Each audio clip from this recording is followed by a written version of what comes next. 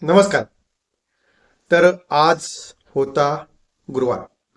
आज आपल्याकडे होती सेन्सेक्सची आपली विकली एक्सपायरी आणि आज आपल्याला मार्केटमध्ये जो भला मोठा प्रीमियम डीके बघायला मिळाला.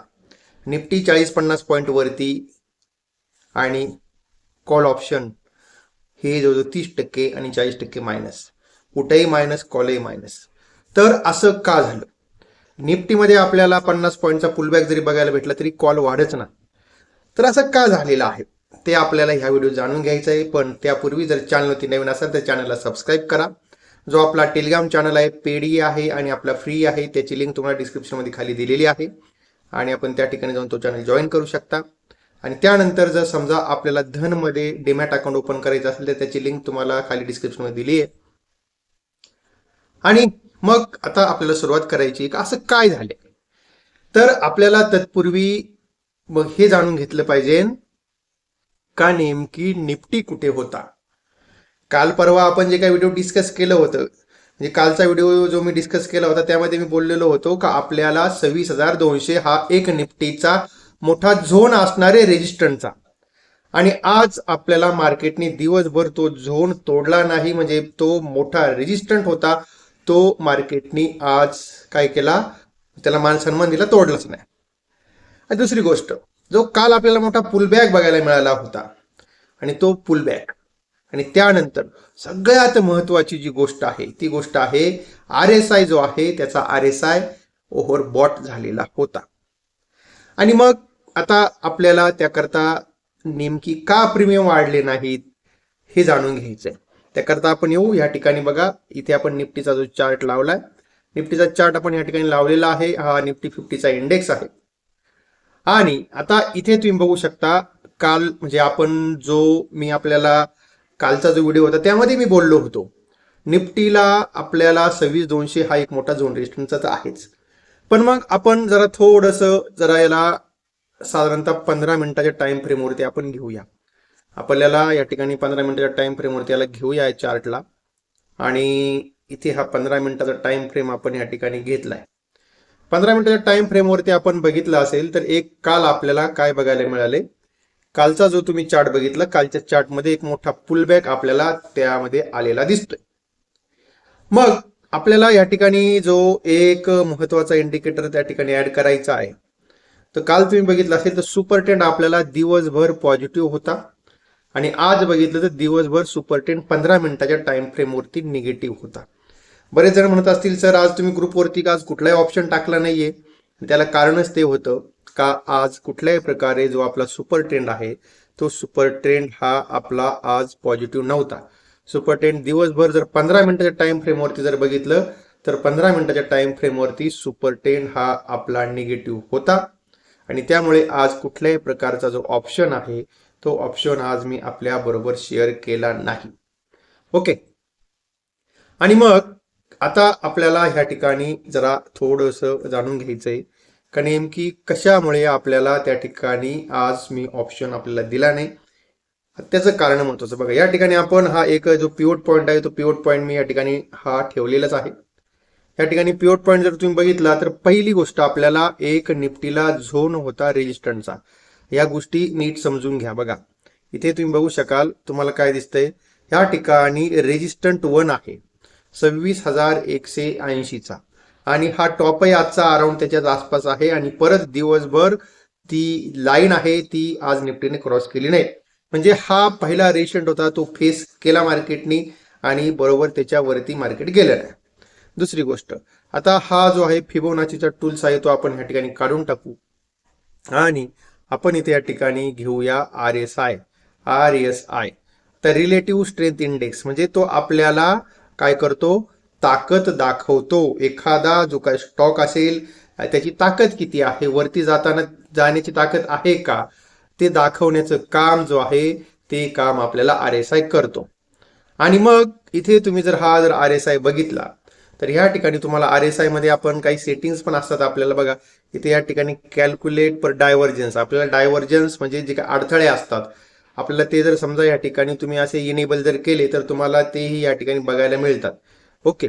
आता ह्या ठिकाणी आपल्याला हे पहिल्यापासूनच जर समजा एखाद्याने RSI लावला असेल तर ह्या ठिकाणी आर एस आय आपल्याला काल साधारणतः दुपारी 2:30 नंतर इथे आपल्याला हा आर एस आय बिअर असा दाखवतो. बिअर म्हणजे काय, थोडासा सेलिंग झोन मध्ये. आणि आता तुम्ही इथे बघू शकता, इथे या लाईनला जरा मी थोडंसं डार्क करतो म्हणजे तुम्हाला कळायला सोपं पडेल. ठीक आहे, आणि याला आपण हिरवा कलर देऊया.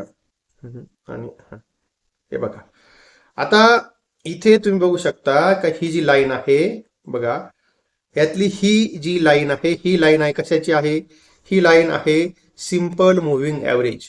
म्हणजे हे सिंपल मुव्हिंग ॲव्हरेज 14चं आहे. या 14च्या सिंपल मुव्हिंग ॲव्हरेजची लाईन आहे. त्यानंतर ही जी लाईन आहे ती लाईन आहे आर एस आयची. आपल्याला बाय कधी करायचं असतं, ज्या वेळेस ह्या आपल्या याच्यावाली एस एम एची जी लाईन आहे ती लाईन आर एस ला जर क्रॉस करून गेली, आर एस आयला वरती क्रॉस करून जर गेली, पण ती अराउंड आपल्याला 30च्या आसपास आर एस आय असला पाहिजे, त्यावेळेस आपल्याला त्या ठिकाणी बाय करायचं आहे.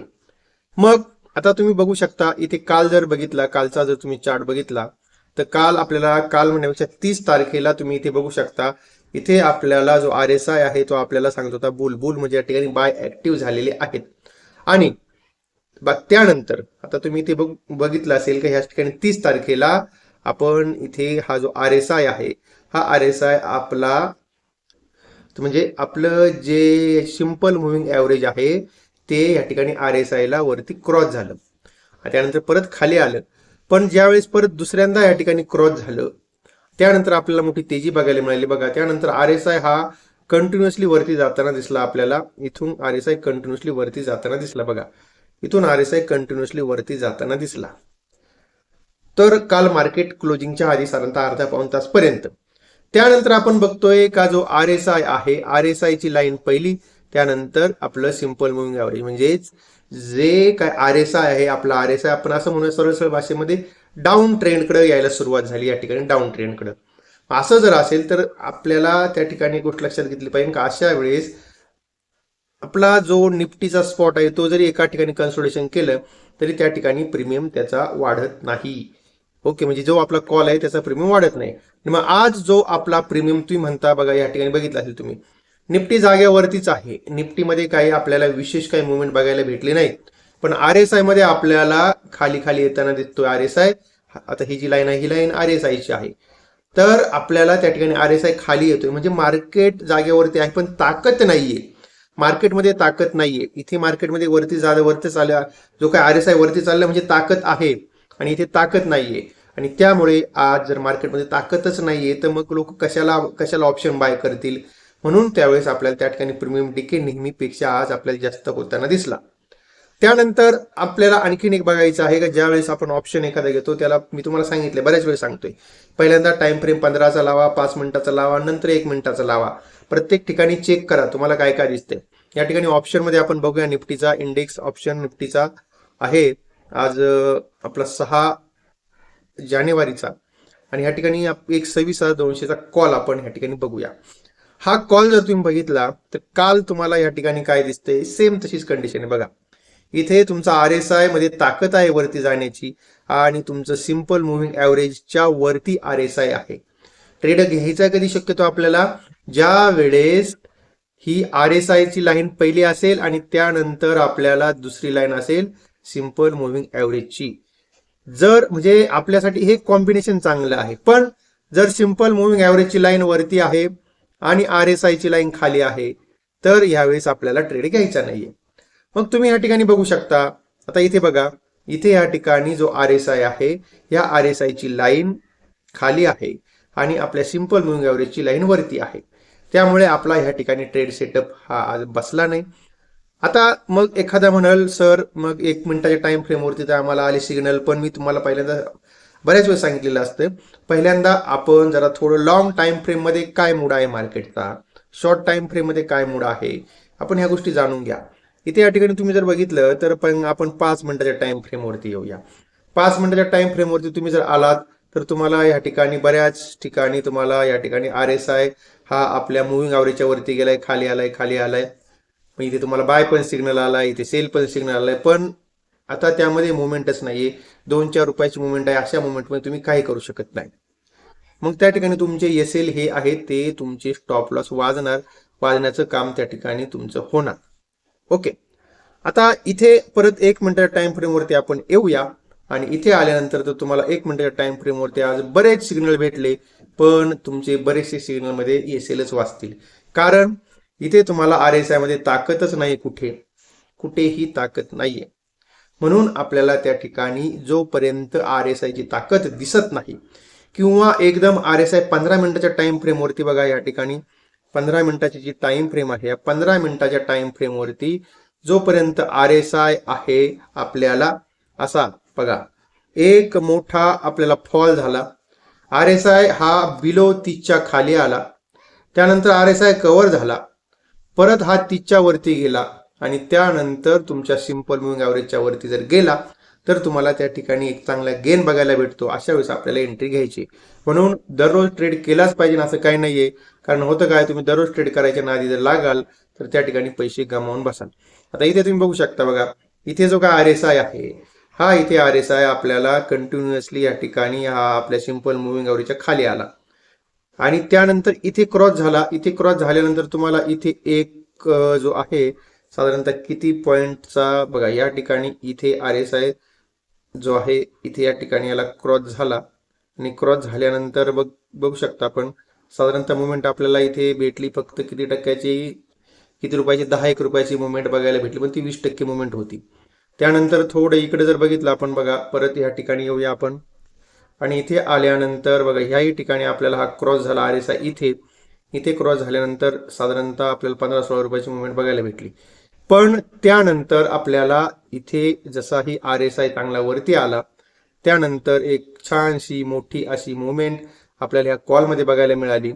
ती मुवमेंट जर तुम्ही बघितली असेल, कॅप्चर केली असेल तर बघा ह्या ठिकाणी किती रुपयाची मुवमेंट दिसते ती, इथे या ठिकाणी बघू शकता तुम्ही बघा, इथे आपल्याला ह्या ठिकाणी सुपर ट्रेंड ऍक्टिव्ह झाला आणि ह्या ठिकाणी 15 मिनिटाच्या टाइम फ्रेमवरती जवळजवळ आपल्याला 90% गेन याच्यामध्ये ऑप्शनमध्ये बघायला मिळाला.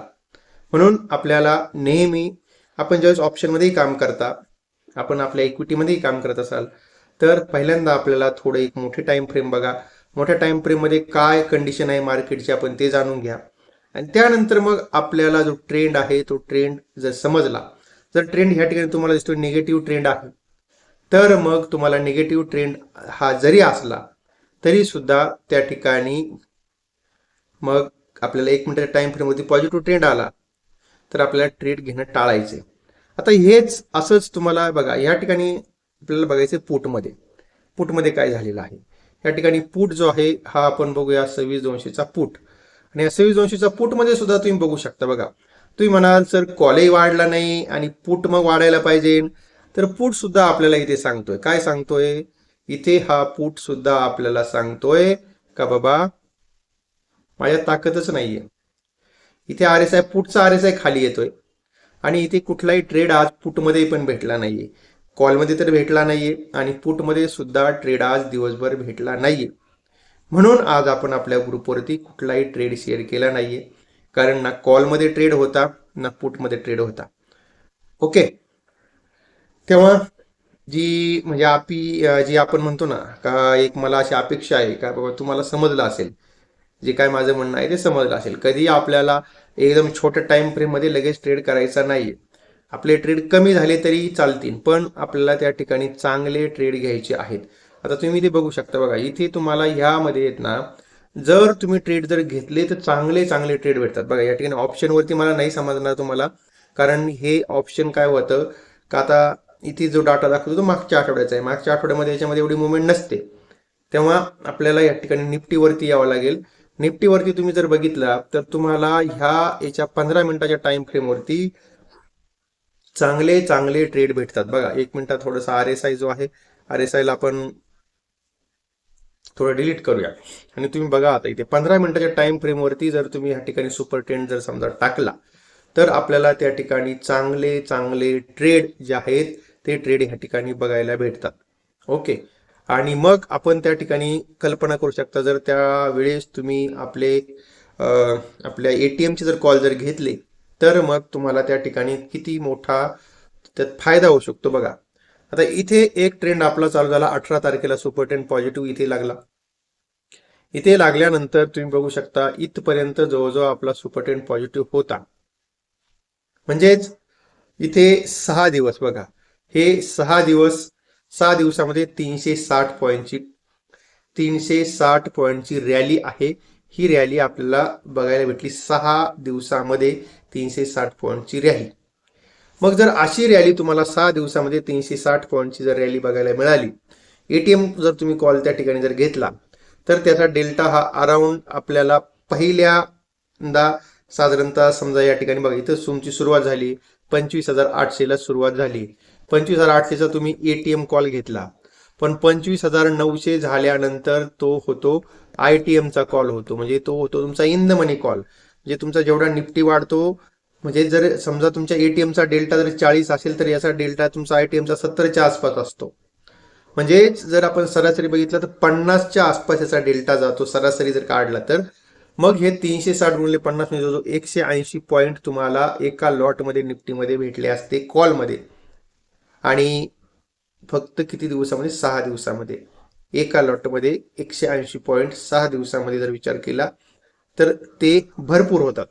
ओके, तर मग ह्या अशा पद्धतीनं जर आपण थोडा मोठ्या टाइम फ्रेमवरती जर समजा आपण त्यावरती ट्रेड केला डेली ट्रेड करण्यापेक्षा, तर तुम्ही या ठिकाणी पुटमध्ये पण बघू शकता. बघा आता इथे जर तुम्ही बघितलं तर पुटमध्ये काय दिसतंय तुम्हाला, पुटमध्ये ही आपल्याला तेवढीच रॅली भेटली. बघा इथून जी रॅली चालू झाली पुटची रॅली, तर ही रॅली आपली इथे संपली.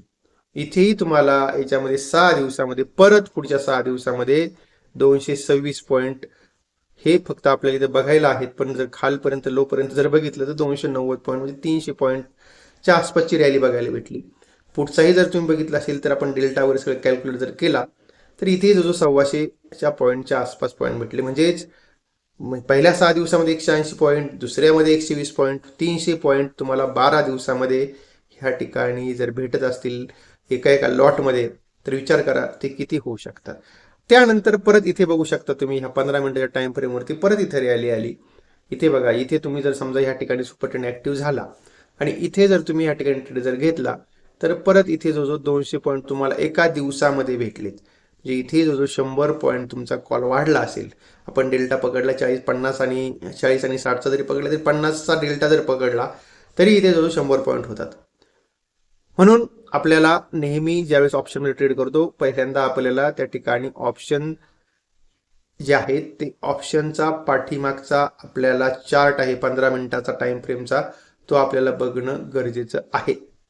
ओके, आता इथे तुम्हाला हे साधारणतः प्रत्येक महिन्यामध्ये तुम्हाला अशा रॅल्या भेटतील का? नाही भेटणार. तुम्हाला त्या ठिकाणी प्रत्येक महिन्यात 3-4 रॅल्या आरामशीर भेटतील. पण तर बाकी काही तुमच्या त्या ठिकाणी छोट्या छोट्या सुद्धा रॅलीज तुम्हाला येतील. आता समजा 10-3चा सुपर ट्रेंड आपण बाजूला काढलं, मागच्या आपण डिसेंबर महिन्याचं जर कॅल्क्युलेशन जर केलं तर बघा या ठिकाणी डिसेंबर महिन्यामध्ये पहिल्यांदा तुम्हाला पुढची रॅली आली, इथून इथपर्यंत बघितली तुम्ही तर जवळजवळ त्या ठिकाणी 260 पॉईंट झाले. ओके, त्यानंतर कॅल्क्युलेट करा आपण. इथे परत एक आपल्याला बायची इथे रॅली आली 260 आणि त्यानंतर इथे जवळजवळ आपल्याला भेटले 45 पॉईंट, 260 300 पॉईंट ह्या ठिकाणी आरामशीर भेटले. त्यानंतर परत इथे आपल्याला ही एक रॅली आली सेलच्या रॅलीचा स्टॉप लॉस आपला वाजला 2-3 पॉईंटनं वाजला. ओके, या ठिकाणी 300 पॉईंट झाले. त्यानंतर इथे बघू शकता तुम्ही हे 300 परत या ठिकाणी जवळजवळ 90, 390 पॉईंट हे झाले. त्यानंतर इथे बघू शकता तुम्ही इथून खाली आलं, इथपर्यंत आलं 390 आणि 300 म्हणजे 390 आणि हे 300 पकडाकडे 690 झाले. त्यानंतर इथेही परत आपल्याला एक चांगली मोठी रॅली भेटली. बघा इथून इथपर्यंत ही 25 पॉईंट सोडून द्या आपण, ठीक आहे, 690 झाले. त्यानंतर बघा इथून परत इथपर्यंत रॅली आली आपल्याला, लोअरपर्यंत बघितलं तर जवळजवळ 150 पॉईंटची रॅली होती. ही गडीवर आपण पकडा हे 750 झाले. त्यानंतर बघा इथून इथपर्यंत आपण आलो, हे जवळजवळ 250 झाले म्हणजे 900 पॉईंट पकडा इथे तुम्ही. त्याच्यानंतर इथे आपण आलो, बघा इथपर्यंत आलो 900 आणि हे जवळजवळ 250 म्हणजे जो 1100 पकडा इथे. आणि त्यानंतर आपल्याला आलेल्या इथे ही एक रॅली बघा, इथून पकडूया आपण 1100 आणि त्यानंतर हे 300, 1400 आणि त्यानंतर इथे आपल्याला 1400 पासून परत इथपर्यंत फॉल आलेला 200, 600 आणि कालची 200 पॉईंटची रॅली. 1400, 200, 1600, 1800, 1700, 1800 पॉईंटची रॅली आपल्याला एका महिन्याभरामध्ये ह्या 15 मिनिटाच्या टाइम फ्रेमवरती कॅप्चर करता आली. आपण समजू पकडूया 1500 पॉईंटची आपल्याला ह्या ठिकाणी रॅली पकडता आली. आपण त्याकडे 1500 पॉईंटची पकडली. आपण डेल्टा परत 40चा जरी पकडला तरी त्या ठिकाणी पर लॉट 600 पॉईंट तुम्हाला त्या ठिकाणी आरामशीर कॅप्चर करता आले असते, जर त्या ठिकाणी ATM जरी कॉल तुम्ही त्या ठिकाणी घेतला तरी. ओके. पण मग आता इथे मग आता प्रश्न असा असतो का आपल्याला त्या ठिकाणी काही पोझिशन कॅरी सुद्धा करावा लागू शकते.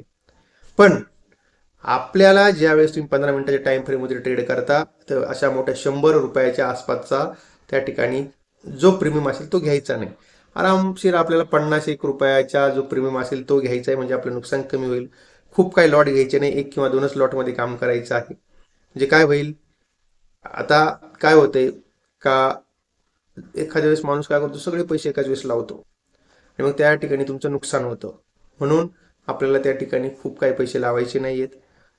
मार्केटमध्ये ज्यावेळेस ऑप्शनमध्ये काम करता कॅपिटलच्या 10% फक्त तेवढंच कॅपिटल लावायचं आहे आणि खूप काही कॅपिटल लावायचं नाही. असं जरी तुम्ही ट्रेड जरी केला तरी तुम्हाला त्या ठिकाणी आपल्याला चांगल्या प्रकारे पैसे भेटू शकतात. ओके. आणि तेव्हा आता एकंदरीतच हा जो व्हिडिओ आहे तो सगळा व्हिडिओ मी आपल्यासाठी एज्युकेशनल पर्पज म्हणून बनवला होता आणि मी तुम्हाला या व्हिडिओत कसल्याही प्रकारे कुठलाही खरेदीचा किंवा विक्रीचा सल्ला दिला नाही याची कृपया नोंद घ्या. कुठलाही ट्रेड करताना आपण आपल्या जबाबदारीवरती ट्रेड करा. त्यामुळे इथे थांबतोय आपण. आज माहिती चांगली वाटली असेल तर आपल्या मित्रांपर्यंत हा व्हिडिओ शेअर करा आणि चॅनलला वरती नवीन असेल तर चॅनलला सबस्क्राईब करायला बिलकुल विसरू नका. आता परत भेटूया आपण नवीन विषयासह.